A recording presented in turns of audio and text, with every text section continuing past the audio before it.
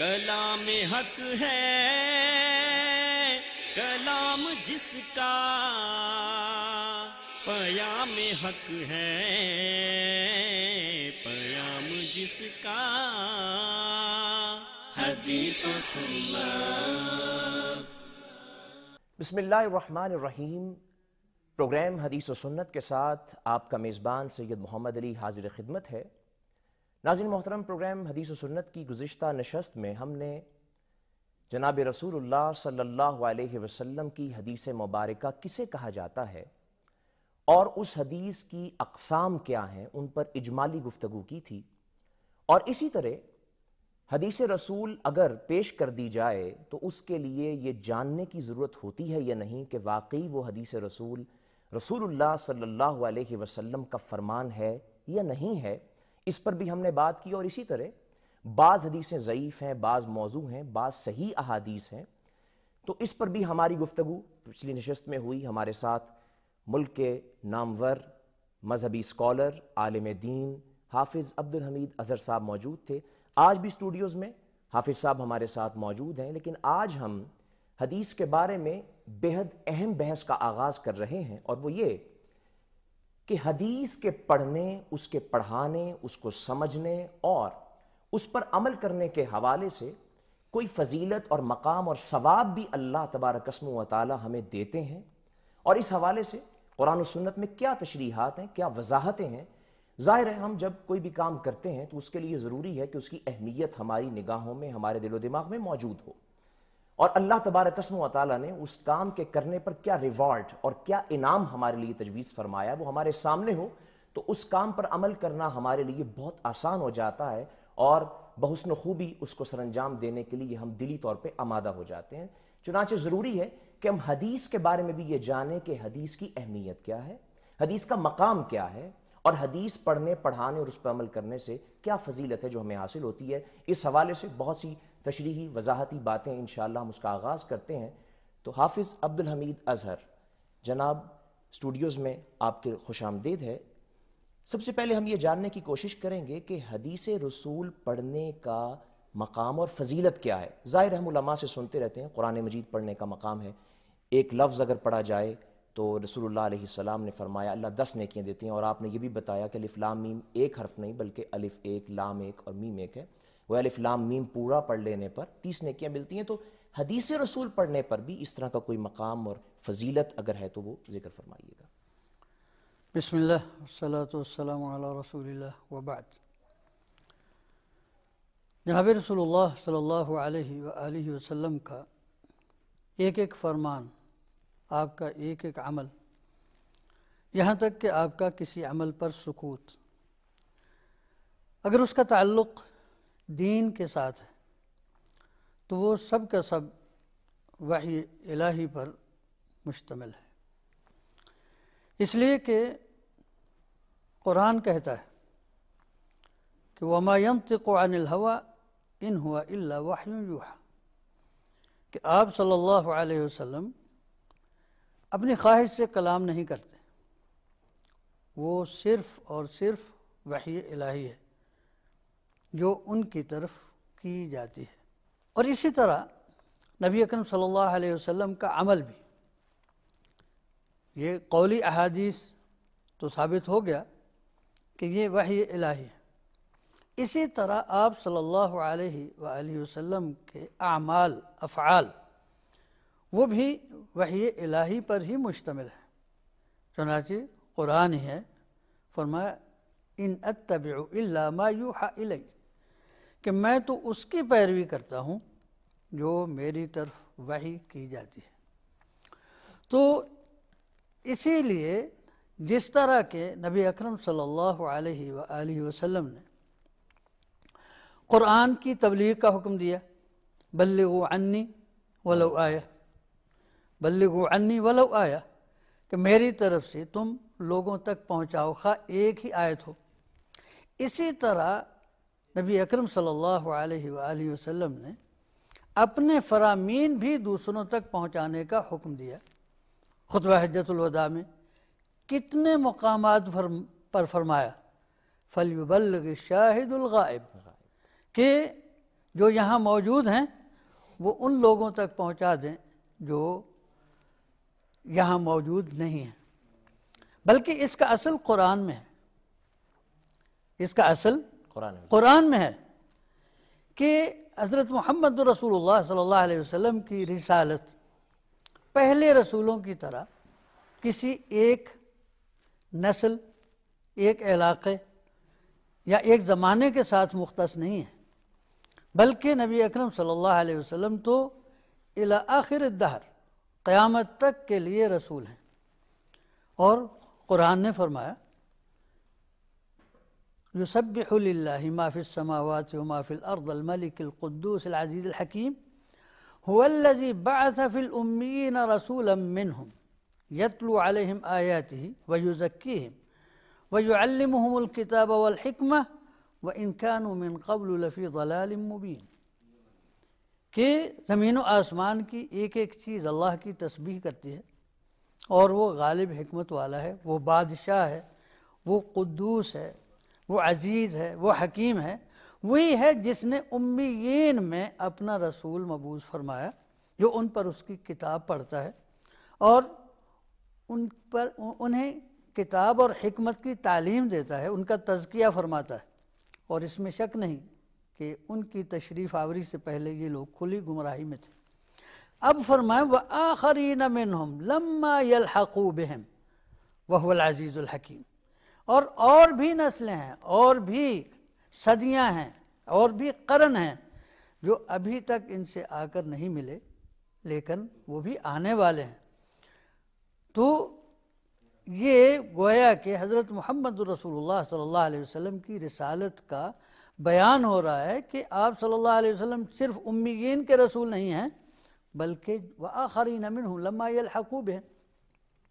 تو اس سے واضح ہوتا ہے کہ نبی اکرم صلی اللہ علیہ وسلم کا پیغام آگے تک پہنچنا ہے، لما یلحقوا بہم، کہ وہ ابھی تک ان سے آ کر ملے نہیں لیکن آ ملیں گے۔ تو اسی کے پیش نظر نبی اکرم صلی اللہ علیہ وسلم نے حکم دیا تھا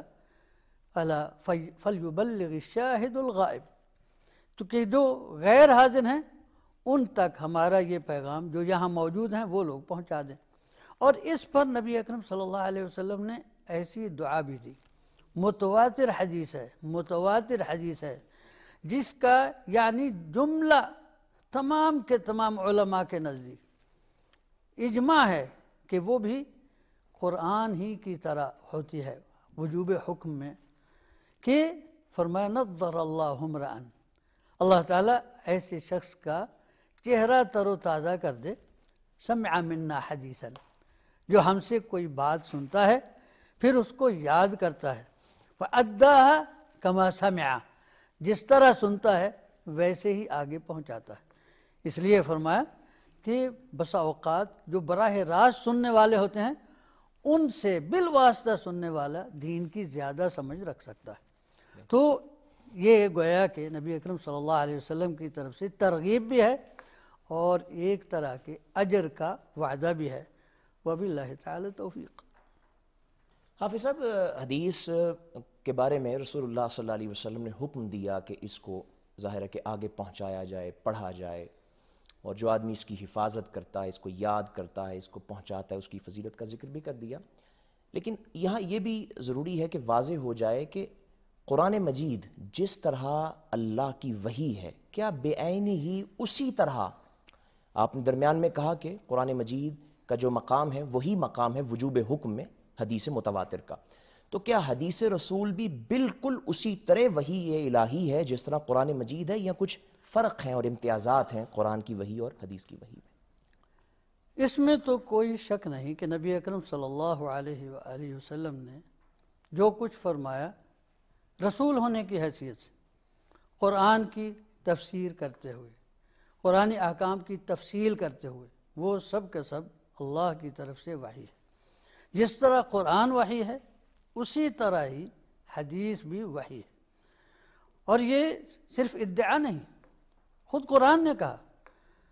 خود قرآن حکیم سورہ النساء میں ہے وَأَنزَلَ اللَّهُ عَلَيْكَ الْكِتَابَ وَالْحِكْمَةِ، کہ اللہ نے تم پر کتاب نازل فرمائی، والحکمہ، اور حکمت بھی نازل فرمائی۔ جب کتاب اور حکمت بالمقابل الفاظ آتے ہیں تو کتاب سے مراد قرآن ہوتا ہے اور حکمت سے مراد سنت ہوتی ہے۔ تو یہ بھی اسی طرح نازل ہوتی تھی جس طرح قرآن نازل ہوتا تھا، اور صحابہ کے تابعین کے آثار ہیں، تفصیل کا یہ موقع نہیں، کہ جس طرح قرآن حضرت جبریل لے کر آتے تھے اسی طرح سنت بھی حضرت جبریل امین ہی لے کر نازل ہوتے تھے۔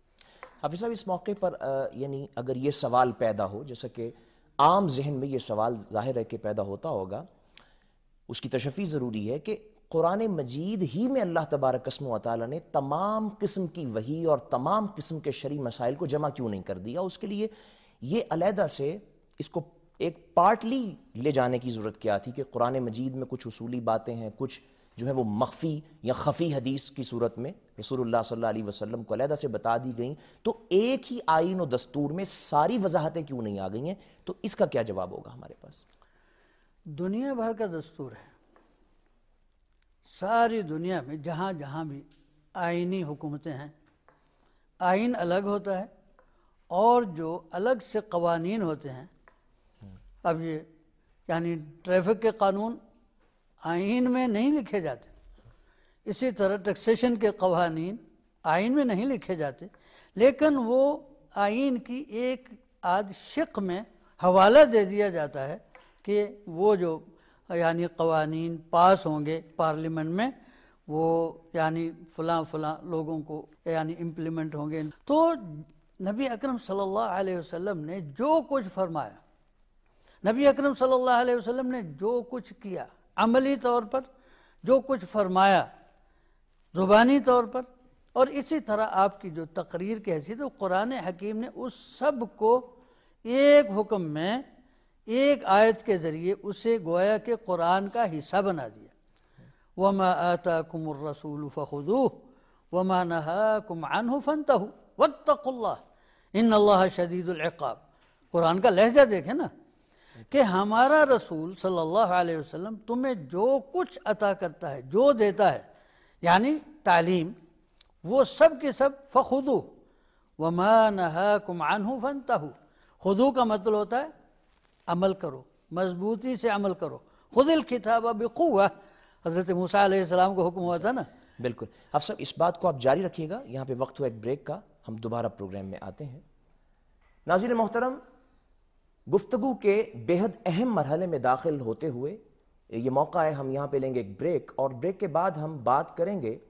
کہ قرآن مجید ہی میں پورے دین کو شامل کیوں نہیں کر دیا گیا اور اس کی بہت ساری تفصیلات کو حدیث کے ذخیرے کے لیے کیوں چھوڑ دیا گیا ہے، اس کی حکمتیں کیا ہیں، اس کے تقاضے کیا تھے، اس کی حیثیت کیا تھی، اس پہ انشاءاللہ ہماری بات ہوگی، ہمارے ساتھ رہیے گا۔ کلام حق ہے کلام جس کا، پیام حق ہے پیام جس کا، حدیث و سنت۔ کلام حق ہے کلام جس کا، پیام حق ہے پیام جس کا، حدیث و سنت۔ ویلکم بیک ناظرین، آپ کا میزبان آپ کے ساتھ حاضر خدمت ہے۔ بریک سے پہلے ہم بات کر رہے تھے اس بے حد اہم سوال پہ کہ اللہ تبارک اسمہ و تعالی نے پورے دین کی تفصیلات کو قرآن مجید کے صحیفے میں یکجا کیوں نہیں کر دیا ہے، بلکہ اسے وحی کی دو قسموں میں کیوں بانٹا ہے، اس کی حکمتیں کیا ہیں؟ تو حافظ صاحب نے بہت ہی عمدگی کے ساتھ یہ بات ہمیں بتائی تھی کہ دنیا کا قانون ہے کہ اس میں تقسیم کار کا عمل جاری کیا جاتا ہے۔ کچھ چیزیں ہیں جو آئین میں لکھی جاتی ہیں، دستور کا حصہ بنتی ہیں، شقوار پیش کی جاتی ہیں، اور بہت سی تفصیلی چیزیں ایسی ہوتی ہیں جنہیں دیگر ضابطوں اور دیگر دستاویزات کے لیے چھوڑ دیا جاتا ہے، اس پہ تفصیلات کے ساتھ غور و فکر ہوتا ہے اور اس کی علیحدہ سے دستاویزات تیار ہوتی ہیں۔ یہ انسانی بشری تقاضے ہیں یا زمانے کے تقاضے ہیں یا عمل کرنے کے لیے کچھ ایسے تقاضے ہیں جس کی وجہ سے یہ تقسیم کار دنیا کے ہر ریاست اور ہر معاشرے کے بنائے جانے والے قوانین میں کی جاتی ہے۔ تو قرآن و سنت ظاہر ہے، حدیث اور اسلام اور دین یہ ظاہر ہے انسانوں ہی کے لیے آیا ہے، تو انسانوں کے اندر جو کمیاں کوتاہیاں یا پھر عمل کرنے کے لیے جو رعایتیں ضروری ہیں، ظاہر ہے اسلام نے ان کو مد نظر رکھا اور انہی تقاضوں کی وجہ سے اس کو تقسیم کیا۔ اس کی مزید حکمتیں جانتے ہیں۔ حافظ صاحب اس حوالے سے آپ حوالہ دے رہے تھے اور بات کر رہے تھے، جس کو جاری رکھیے گا۔ ہاں، سب سے پہلے تو ہمیں جاننا چاہیے کہ ہم انسان ہونے کے ناطے سے مکلف ہیں اور ہم ایک امتحان کے لیے دنیا میں بھیجے گئے لیبلوکم ایکم احسن عملا، کہ یہ موت و حیات کا نظام سورہ الملک کی یہ آیت ہے جس میں ارشاد باری تعالیٰ ہے کہ اس نے موت و حیات کا یہ نظام اس لیے بنایا تاکہ تمہیں آزمائے کہ تم میں سے اچھا عمل کون کر کے آتا ہے۔ تو جو امتحان لیتا ہے، اب یہ تو اس کا اختیار ہے نا کہ سوال کیسے کرے۔ آپ سوال کی نوعیت، اس کی کیفیت یہ امتحان دینے والا متعین نہیں کرتا۔ تو اللہ تعالیٰ نے چاہا اور وہ جیسے چاہتا ہے حکم کرتا ہے۔ وہ حاکم مطلق ہے، وہ الملک ہے، وہ بادشاہ ہے۔ لا یسأل عما یفعل وہم یسألون، وہ جیسے کرتا ہے وہ اس سے سوال نہیں کیا جا سکتا کہ تو نے ایسا کیوں کیا۔ ہاں، انسانوں سے پوچھا جا سکتا ہے کہ تم تک ہمارا حکم پہنچا تو تم نے اس کی تعمیل کیوں نہیں کی۔ اللہ اعلم حیث یجعل رسالتہ، اللہ بہتر جانتا ہے کہ اپنا پیغام اس نے کس طرح پہنچانا ہے۔ وہ کتاب کی شکل میں پہنچائے، وہ رسول کے فرمان کی شکل میں پہنچائے۔ مکلف کو یہ حق نہیں پہنچتا، ایک عبد کو، ایک غلام کو، عبادت اور عبودیت کرنے والے کو تو یہ حق ہی نہیں ہے کہ یہ اعتراض کرے۔ یہ تو بالکل اسی طرح سوال ہوگا، کیونکہ اس طرح تو سوالات کا سلسلہ ختم نہیں ہو پاتا۔ کہنے والوں تو یہ بھی کہا لولا نزل هذا القرآن على رجل من القريتين عظیم، کہ یہ قرآن وہ جو دو بڑے شہر ہیں مکہ یا طائف، اس کے کسی بڑے آدمی پر اترا ہوتا تو اس کا معیار کیا ہے۔ تو اسی قسم کے فضول سوالات اور اعتراضات کا جواب قرآن حکیم نے یہ فرما کر دیا اللہ اعلم حیث یجعل رسالتہ۔ اب سب اس میں اگر اضافہ یہ بھی کر لیا جائے کہ ظاہر دین کی حیثیت کسی محض فلسفیانہ نظریے کی حیثیت تو ہے نہیں، یعنی کوئی ریکارڈڈ چیز نہیں ہے جو اللہ تبارک و تعالیٰ نے آسمان سے دنیا تک بھیج دی اور دنیا میں اس کو پہنچانے کے لیے اس کو بس ایک ڈاکیے کی ضرورت تھی، ایسا تو ہے نہیں۔ دین عمل کا نام ہے،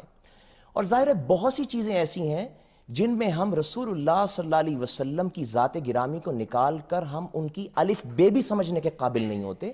تو ضروری تھا کہ رسول اللہ علیہ السلام عمل کر کے دکھائیں، ہمیں اس کی عملی حیثیت سے اس سے واقفیت کرائیں۔ وضو کا طریقہ ہے، نماز ہے، حج ہے، دیگر مسائل ہیں۔ تو صرف فلسفیانہ باتیں تو شاید اسی لیے قرآن مجید نے اصولی باتیں تو کر دیں، عقائد کی باتیں کر دیں، تاریخ کی باتیں کر دیں، لیکن یہ کہ جو عملی نوعیت کی چیزیں تھیں جن میں تفصیلات درکار تھیں، ظاہر ہے اس پر جو ہے وہ نبی اکرم صلی اللہ علیہ وسلم نے آخری حد تک عمل کر کے بتایا، اور وہی پھر حدیث بن گیا۔ ظاہر ہے صحابہ کرام نے اس کو پھر آگے روایت کیا۔ تو یہ ایک بڑی حکمت ہمیں نظر آتی ہے قرآن مجید اور حدیث کے اندر دین کو تقسیم کرنے کی۔ میں اسی کی طرف آتا، قرآن نے اگر تمام تفصیلات اگر ذکر کرنے کا ذمہ لیا ہوتا جس طرح لوگ چاہتے ہیں یا بعض لوگوں کا خیال ہے، تو قرآن کا حجم کیا ہوتا؟ قرآن اللہ تعالیٰ نے اس طرح اتارا ہے کہ اسے بچے بھی زبانی یاد کر لیتے ہیں جی، اور بوڑھے بھی یاد کر لیتے ہیں جی۔ ہمارے شہر میں ایک صاحب تھے، 60 برس کی عمر میں انہوں نے قرآن حفظ کرنا شروع کیا۔ تو اللہ تعالیٰ نے قرآن اس طرح اتارا ہے جہاں یہ یاد کرنے والوں کی سعادت ہے، خود قرآن کی اس کے حجم اور اس کی یعنی اس کا بھی ایک اعجاز ہے کہ یہ یاد ہو جاتا ہے۔ تو اللہ تعالیٰ نے یہ چاہا، اس کی حکمت جو ہمیں اس کی حکمتوں کا ہم احاطہ نہیں کر سکتے، تو اس میں ایک بڑی حکمت یہ ہے کہ قرآن ایسی صورت میں نازل کیا گیا کہ یہ یاد ہو جاتا ہے۔ یہ یاد کرنے کے لیے، یہ پڑھنے کے لیے نماز میں پڑھا جاتا، اور اگر یہ ساری کیفیات اس میں آتی تو تراویح کتنی لمبی ہو جاتی۔ تو اس لیے ساری تفصیلات اس میں، اور دوسرا جو میں نے پہلے اشارہ کیا نا، کہ ہماری آزمائش ہے کہ ہم تعمیل کرتے ہیں یا نہیں. قرآن اس کی شہادت دیتا ہے. قرآن فرماتا ہے وَمَا جَعَلْنَا الْقِبْلَةَ الَّتِي كُنْتَ عَلَيْهَا إِلَّا لِنَعْلَمَ مَنْ يَتَّبِعُ الرَّسُولَ مِمَّنْ يَنْقَلِبُ عَلَىٰ عَقِبَيْهِ. کہ وہ جو پہلا قبلہ تھا وہ ہم نے اس لیے تو رکھا تھا، اب اس کا حکم بدل دیا تاکہ ہم آزمائیں، دیکھیں تو صحیح کہ کون رسول کی اتباع کرتا ہے اور کون یعنی یو ٹرن لے کر پھر سے جاہلیت کی طرف پلٹتا ہے. تو اللہ تعالیٰ جس طرح اللہ تعالیٰ کی عبادت یہ انسانوں کے امتحان کی ایک یعنی یوں کہہ لے کہ اس کی ایک علامت ہے، اسی طرح حضرت محمد رسول اللہ صلی اللہ علیہ وسلم کی، بلکہ جملہ رسولوں کی، جو بھی رسول آیا وَمَا أَرْسَلْنَا مِن رَسُولٍ إِلَّا لِيُطَاعَ بِإِذْنِ اللَّهِ، رسول اس لیے بھیجے گئے کہ ان کی اطاعت ہو. اور جیسا کہ آپ نے اشارہ کیا، اب دنیا بھر میں جو بڑی مشینیں ہوتی ہیں نا ان کے ساتھ گائیڈ بک تو ہوتی ہے، لیکن وہ اسی گائیڈ بک پر اکتفا نہیں کیا جاتا. بڑی کمپنیاں اپنے ایکسپرٹ بھیجتی ہیں ساتھ کہ آپ جب یہ مشین خرید رہے ہیں اس کو انسٹال ہمارا نمائندہ کرے گا. تو وہ جو بنیادی باتیں ہوتی ہیں نا وہ ہر آدمی وہ کتاب سے نہیں سمجھ پاتا. حتیٰ کہ بعد میں بھی دعوت کی ضروریات کو مد نظر رکھتے ہوئے جناب عثمان رضی اللہ تعالیٰ عنہ نے اپنے دور میں جب مصاحف تیار کرائے ہیں تو ان کو جب مختلف علاقوں میں بھیجا تو ساتھ ایک قاری روانہ کیا جو قرآن مجید کی تعلیم باقاعدہ عملی صورت میں دے سکے. یعنی قرآن مجید محض قرآن صحیفوں کی صورت میں اگر ہمارے سامنے ہو تو ظاہر ہے اس سے پوری طرح استفادہ کرنا اپنے اپنے طور پہ بہت مشکل ہو جائے گا جب تک اس کا ایک گائیڈ، اس کا پڑھانے والا معلم عملی صورت میں اس پر عمل کر کے دکھانے والا ہمارے سامنے موجود نہیں ہوتا. آپ سب اگلی بات اب یہاں بہت اہم ہے، وہ یہ جیسا کہ آپ نے عرض کر دیا بہت وضاحت کے ساتھ کہ حدیث اور قرآن دونوں دین ہی کے حصے ہیں، دونوں کا مقام اور حیثیت حکم کی حیثیت کے حوالے سے ایک ہی ہے. بعض لوگ منصب رسالت کے بارے میں تو اس بات کے قائل نظر آتے ہیں کہ رسول اللہ صلی اللہ علیہ وسلم کو آخری نبی اور رسول ماننا ضروری ہے، جو نہیں مانتا وہ دائرہ اسلام یا ایمان سے باہر ہے. لیکن اگر کوئی آدمی قرآن مجید سے اپنی نسبت زیادہ محفوظ کرتے ہوئے حدیث کے حوالے سے کوئی اس طرح کی بات کہتا ہے کہ میں حدیث کو نہیں مانتا یا یہ سمجھتا ہے کہ حدیث پر ایمان رکھنا کہ وہ دین کا ایک حصہ ہے، ضروری نہیں ہے، تو کیا اس کے لیے کوئی وبال یا کوئی شریعت میں اس پر تنکیر نکیر بھی آئی ہے؟ سبحان اللہ. بات یہ ہے کہ ہم کون ہوتے ہیں کہ جو دین کی اصول یا قواعد یا ضوابط بنائیں کہ میں اس کو مانوں گا اس کو نہیں مانوں گا. قرآن ہے ان الذین یفرقون بین اللہ ورسلہ ویقولون نؤمن ببعض ونکفر ببعض وَيُرِيدُونَ أَن يَتَّخِذُوا بَيْنَ ذَلِكَ سَبِيلًا أُولَئِكَ هُمُ الْكَافِرُونَ حَقًّا وَأَعْتَدْنَا لِلْكَافِرِينَ عَذَابًا مُهِينًا. یہ چھٹے پارے کی بالکل آغاز میں یہ آیت آتی ہے. اللہ فرماتا ہے کہ وہ لوگ جو اللہ اور اس کے بھیجے ہوئے رسولوں میں امتیاز برتتے ہیں، تفریق کرنا چاہتے ہیں، اس اعتبار سے گفتہ اللہ بود گرچہ از القوم عبد اللہ بود، رسول کے فرامین اگرچہ ان کی زبان سے ادا ہو رہے ہیں لیکن در حقیقت وہ اللہ کا فرمان ہوتے ہیں. اس لیے کسی بھی انسان کا یہ کہنا کہ میں اللہ کا فرمان تو مانتا ہوں اور رسول صلی اللہ علیہ وسلم کا فرمان میں نہیں مانتا، یہ اس طرح کا تکبر ہے. ان فی صدورہم الا کبر ما ہم ببالغی، یہ ایک تکبر ہے. وَإِذَا قِيلَ لَهُمْ تَعَالَوْا، جب انہیں کہا جاتا ہے يَسْتَغْفِرْ لَكُمْ رَسُولُ اللَّهِ لَوَّوْا رُؤُوسَهُمْ وَرَأَيْتَهُمْ يَصُدُّونَ وَهُمْ مُسْتَكْبِرُونَ، کہ جب انہیں کہا جاتا ہے کہ آؤ اللہ کے رسول تمہارے لیے استغفار کر دے تو گردنیں اکڑا کر چل دیتے ہیں اور وہ تکبر کا شکار ہے. تو حدیث کا انکار بھی جس طرح قرآن کا انکار تکبر کے سوا کچھ نہیں، اسی طرح حدیث کا انکار بھی تکبر کے سوا کچھ نہیں. اللہ کا حکم ہے، قرآن کا حکم ہے کہ جہاں اللہ رب العزت والجلال نے اپنی اطاعت کا حکم دیا وہیں رسول اللہ صلی اللہ علیہ وسلم کی اطاعت کا حکم دیا. یا ایھا الذین آمنوا اطیعوا اللہ واطیعوا الرسول واولی الامر منکم فإن تنازعتم فی شیء فردوه الی اللہ والرسول ان کنتم تؤمنون باللہ والیوم الآخر ذلک خیر واحسن تأویلا۔ دیکھیے خطاب کہاں سے شروع ہو رہا ہے؟ یا ایھا الذین آمنوا، اے ایمان والو، اللہ کی اطاعت کرو۔ یہ اللہ کی اطاعت کتاب اللہ کی اطاعت ہے، اللہ کا فرمان کتاب اللہ کی شکل میں ہمارے پاس موجود ہے۔ وَأَطِيعُوا الرَّسُول جو کہا تو یہ کیا ہے؟ یہ احادیث ہی تو ہیں، رسول اللہ صلی اللہ علیہ وسلم کے فرامین، آپ کے یعنی آپ کا جو طریقے ہیں عبادات کے، آپ کے اخلاق کے، اسی طرح معاملات کے، یہ حدیث اور سنت ہی سے تو ہے، اس کی بھی اطاعت اسی طرح لازم ہے۔ اور ایک دوسرے زاویے سے ہم دیکھیں قرآن مجید میں اللہ نے اِنَّا عَرَضْنَا الْأَمَانَةَ، دین کو امانت کا ہے، یہ اللہ اور اس کے رسول کی امانت ہے۔ یہ ہمارا کام نہیں ہے کہ ہم اپنے نفس کی خواہش سے قرآن مجید کو حیثیت زیادہ دے لیں یا کبھی حدیث کو حیثیت زیادہ دے لیں۔ جو مقام قرآن مجید کا اللہ اور اس کے رسول نے طے کیا وہ مقام ہے، یہ دین ہے۔ جو مقام حدیث کا اللہ اور اس کے رسول نے طے کر دیا یہ دین ہے۔ یعنی قرآن مجید کا مقام اس لیے نہیں ہے کہ میں اس کا مقام سمجھتا ہوں، وہ اس لیے ہے کہ اللہ نے بیان کیا ہے، اور حدیث کا مقام بھی اسی لیے کہ اللہ نے بیان کیا۔ اگر ہم اس حوالے سے دیکھیں کہ دین ایک امانت ہے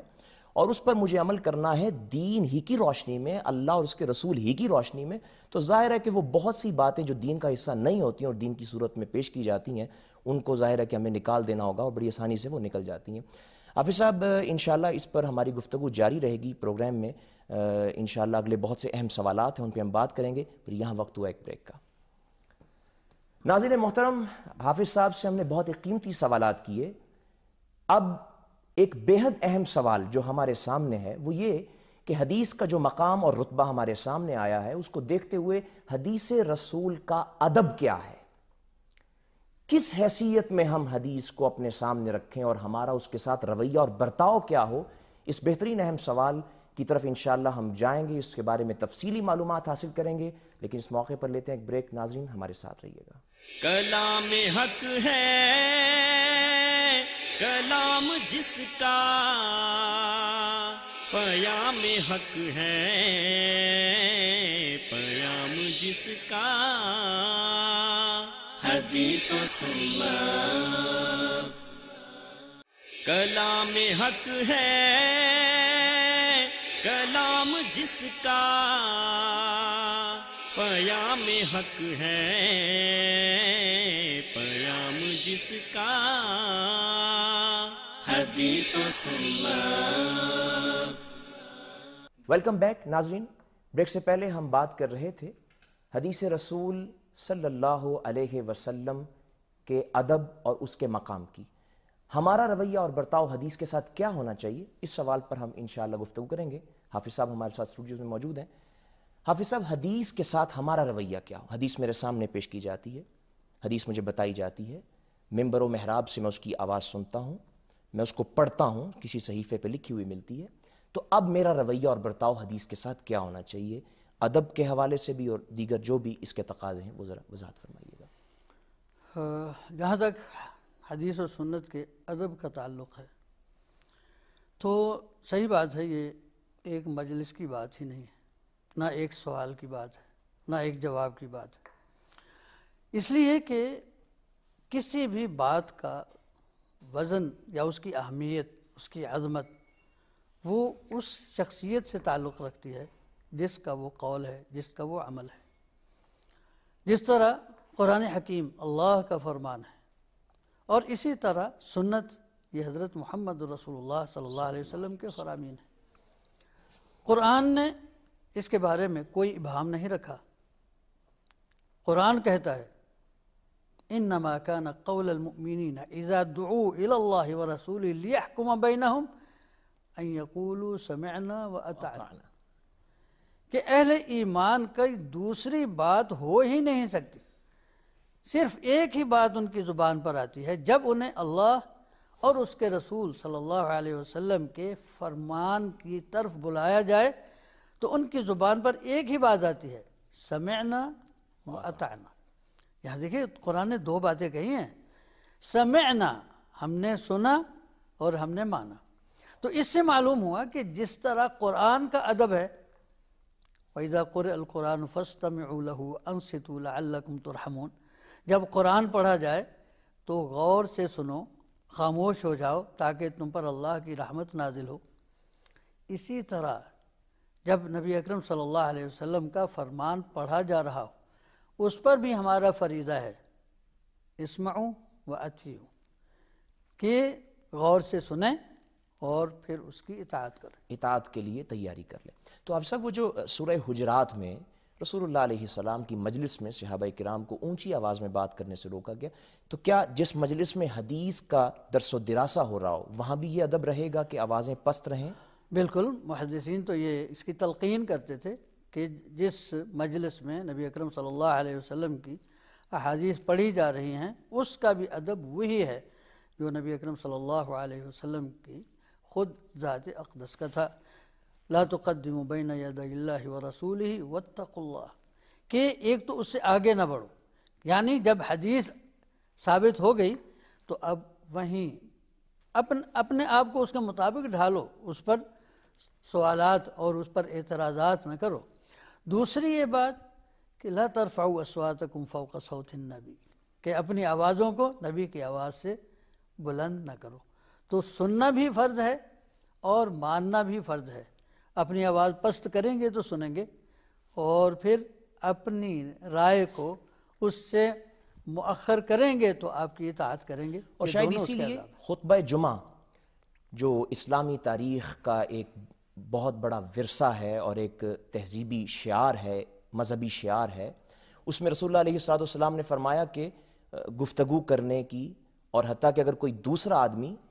دھیان نہیں دے رہا تو اس کو بھی یہ کہنے کے لیے کہ تم دھیان دو، یہ بھی کہنے کی ضرورت نہیں ہے۔ شاید اسی لیے کہ خطبہ بھی قرآن و حدیث پہ مشتمل ہوتا ہے تو لازم ہے کہ قرآن مجید کو اور فرامین رسول صلی اللہ علیہ وسلم کو خاموشی سے سنا جائے۔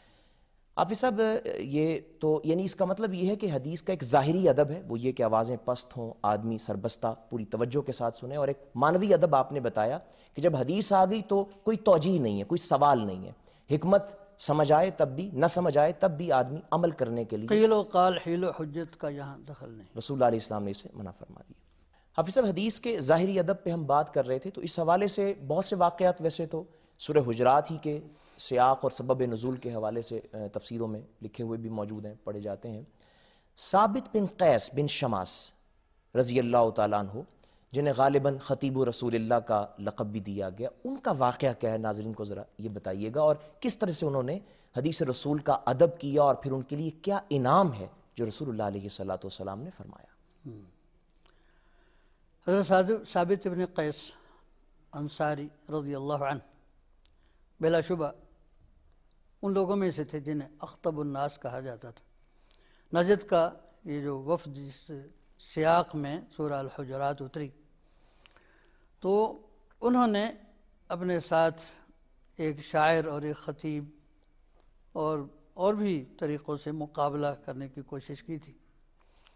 تو جو شعر کا اور قصیدے کا مقابلہ تھا وہ تو حضرت حسان بن ثابت نے اپنی واضح برتری ثابت کر دی، اور کیسے نہ ہوتا، وہ تو مؤید روح القدس تھے۔ اللہم ایدہ بروح القدس، اللہم ایدہ بروح القدس، اور کہا کہ جواب دو وروح القدس معک۔ تو حضرت ثابت بن قیس رضی اللہ عنہ یہ ان کے خطیب کے مقابلے میں کھڑے ہوئے، تو وہ جو وفد تھا وہ مانا کہ یہ شخص جو ہے یعنی حضرت محمد صلی اللہ علیہ وسلم رجل موہوب، یہ تو اللہ تعالیٰ کی تائید انہیں حاصل ہے کہ ان کا شاعر ہمارے شاعر سے بڑھ کر شاعر ہے اور ان کا خطیب ہمارے خطیب سے بڑھ کر خطیب ہے۔ تو جب یہ آیت اتری یا جب یہ سورت اتری یا ایھا الذین آمنوا لا ترفعوا اصواتکم فوق صوت النبی ولا تجہروا لہ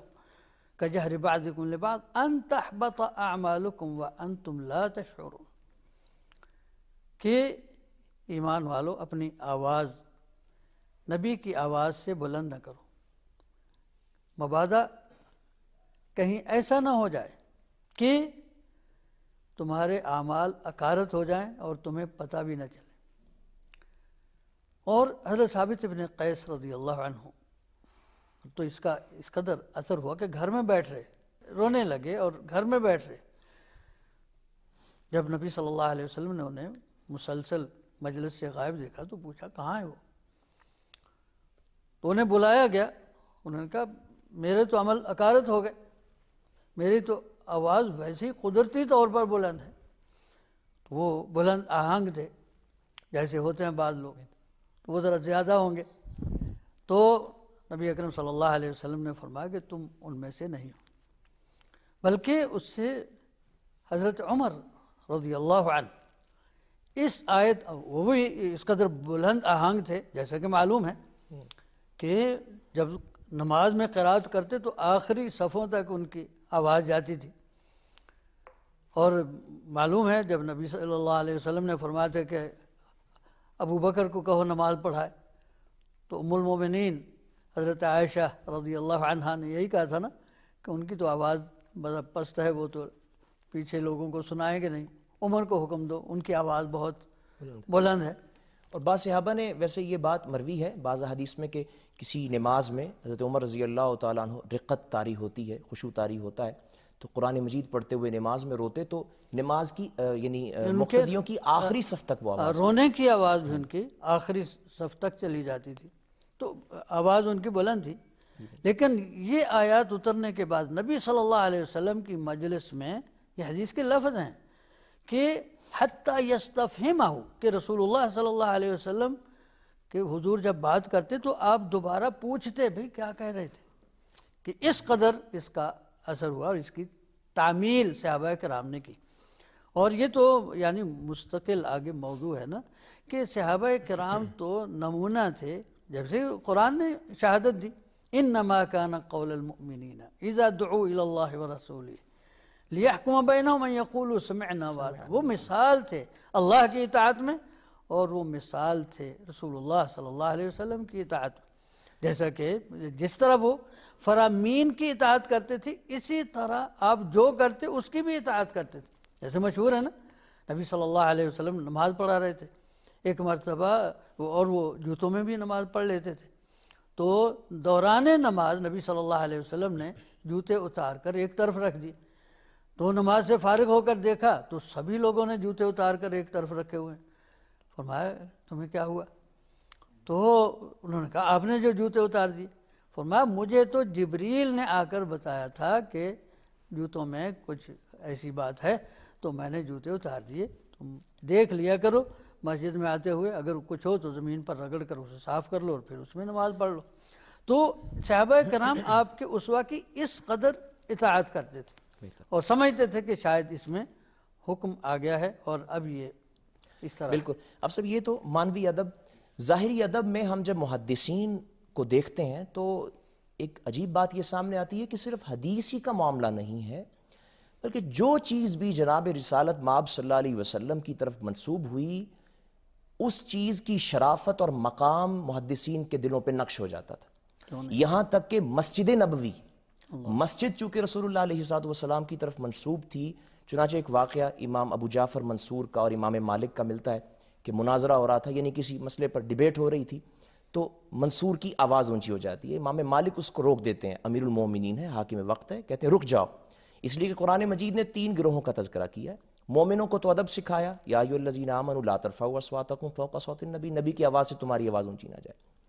دوسرا یہ بتایا کہ جو لوگ، جس وفد کا آپ نے تذکرہ کیا، رسول اللہ علیہ الصلوۃ کے پاس آئے اور حجرے کے باہر کھڑے ہو کر اونچی آواز سے بلانے لگے، کہا اکثرہم لا یعقلون، وہ بے عقل اور جاہل لوگ تھے. یہ رویہ تہذیبی مہذبانہ رویہ نہیں تھا. اور تیسرا اللہ نے تعریف کی ہے ان لوگوں کی، ان الذین یغضون اصواتهم عند رسول اللہ اولئک الذین امتحن اللہ قلوبهم للتقوی، جو نبی کی مجلس میں نبی کے سامنے اپنی آوازوں کو نیچا رکھتے ہیں، اللہ نے تقوی کے امتحانوں نے کامیاب کر دیا ہے. تو گویا محدثین بہت احتیاط کرتے تھے، مسجد نبوی ہو تو روضہ رسول کے پاس ہو، رسول اللہ علیہ السلام کے تذکرے پر مشتمل کو مجلس ہو، تو ظاہر ہے اس کا احترام، اس کا ادب، یہ سب چیزیں بے حد اہم ہو جاتی ہیں. حافظ صاحب، ہمارے پروگرام میں ابھی بہت سارے اس حوالے سے سوالات ہیں ظاہر ہے، لیکن وقت کی قلت کے باعث ہم اپنی گفتگو کو اختتامی مرحلے میں داخل کر رہے ہیں، اور یہ کہ انشاءاللہ اس پروگرام کی آئندہ کی نشستوں میں ہم آپ سے مزید استفادہ کرتے رہیں گے.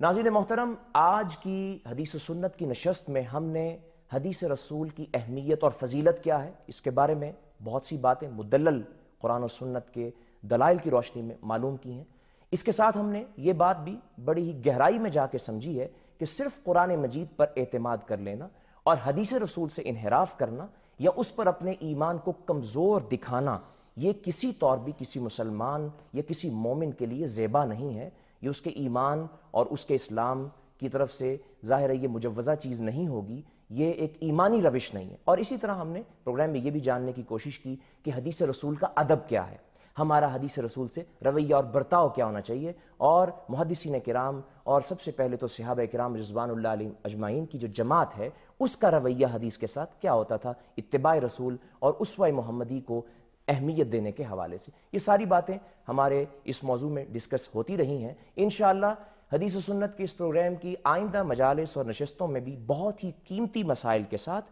خاص طور پہ حدیث و سنت کے حوالے سے بہت سے اہم سوالات کے ساتھ ہم آپ کی خدمت میں حاضر ہوتے رہیں گے، اور ان نشستوں میں، ان مجالس میں ہمیں مختلف ارباب علم و دانش جوائن کرتے رہیں گے۔ آپ کی اسکرین پر ہمارے ایڈریسز بھی آ رہے ہیں، ہمیں اپنے فیڈ بیک سے آگاہ کرتے رہیے گا، اور حدیث و سنت کے حوالے سے کوئی سوال ہے تو وہ بھی ہمیں ضرور بھیجیے۔ ہم آپ کے موقر سوالات کو آئندہ کی نشستوں میں انشاءاللہ اپنے اسکالرز، اپنے مایہ ناز علماء کے سامنے پیش کریں گے، تاکہ کسی قسم کی الجھن اور اشکال ہے تو اس کا ازالہ پورے حد تک کیا جا سکے۔ ناظرین محترم، اس کے ساتھ ہی آج کی یہ گفتگو، آج کا یہ پروگرام اپنے اختتام کو پہنچتا ہے۔ آئندہ کی نشست کے لیے ہمیں اجازت دیجیے۔ والسلام علیکم ورحمۃ اللہ وبرکاتہ۔ کلام حق ہے کلام جس کا، پیام حق ہے پیام جس کا، نظام حق ہے نظام جس کا، ہر ایک پر التزام جس کا، حدیث و سنت حدیث و سنت